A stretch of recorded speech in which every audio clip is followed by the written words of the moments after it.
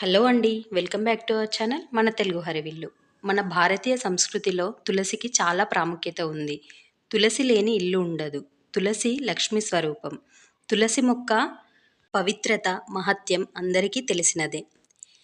శ్రీకృష్ణుడికి అత్యంత ప్రీతికరమైనది తులసి దళం. అందుకే సత్యభామ ఎంత బంగారాన్ని, సంపదను, ధనాన్ని సమర్పించినా తూచలేని స్వామిని కేవలం ఒక్క తులసి దళంతో తూచింది రుక్మిణీదేవి.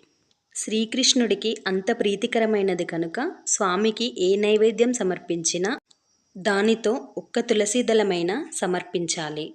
అంతటి విశిష్టత కలిగిన తులసి వినాయకుడి పూజలో ఎందుకు పనికిరాదో ఇప్పుడు తెలుసుకుందాం.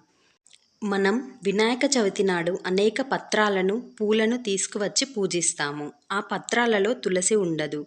సర్వదేవతలకు పవిత్రమైన తులసి వినాయకుడు ఇష్టపడకపోవడానికి కారణం